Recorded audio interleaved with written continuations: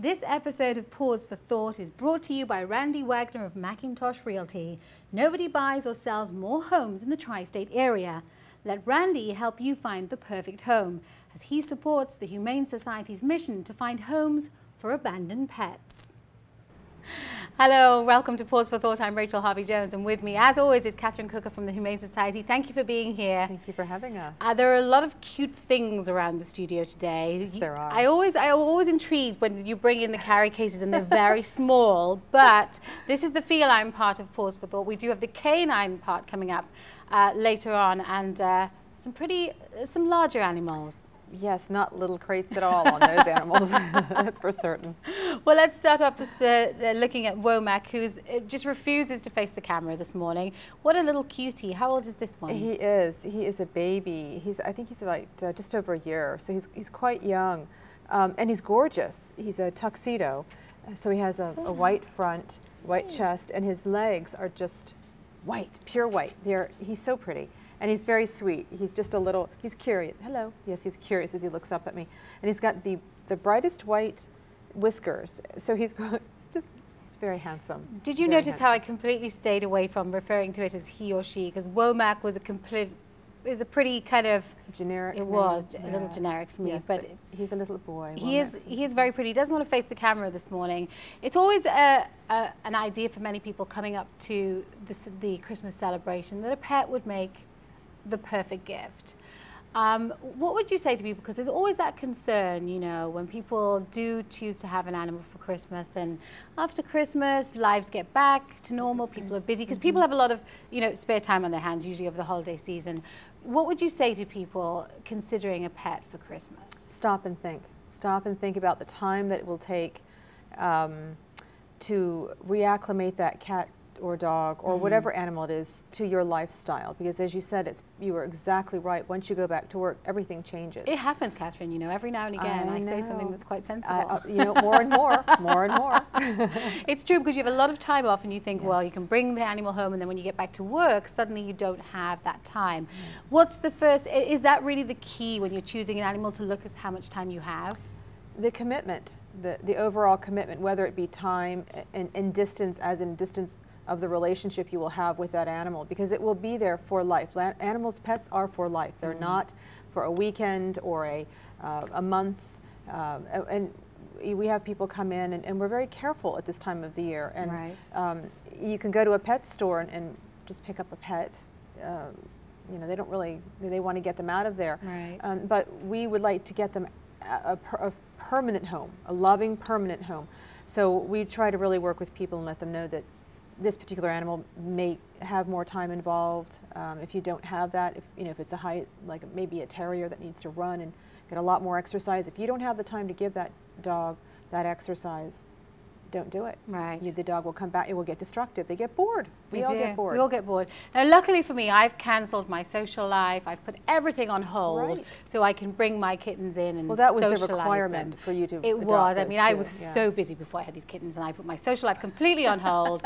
And, you know, I don't leave the house now, and it's absolutely perfect. I saw a bumper sticker once, and it always stays with me. And I think you're absolutely right. I think this is what people should consider if you're thinking about a pet. A pet is for life, not just for Christmas.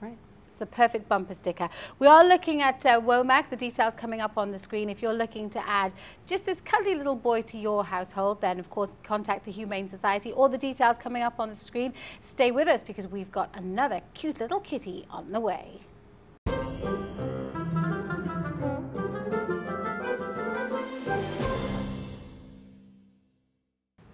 Well, Sitta has joined us here on Paws for Thought, and this is a true playful little kitten right here. This is. She's quite full of herself. She is silly. She was purring like crazy, but she was swatting at everything when we had her out earlier, and I thought it would be a little distracting. But she is really cute. She's so pretty, Catherine. She is. She is very pretty. I don't know. She's just too cute. I will say that this show is very bad if you have a weakness for animals, because we let Caitlin Mattingly hosted the show several weeks ago and is now the proud owner of Little Doug.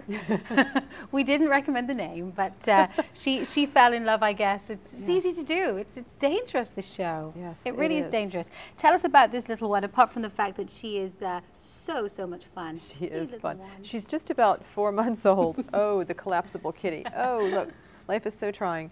And she is very playful. So this is probably what I would call a kitten, a curtain climber.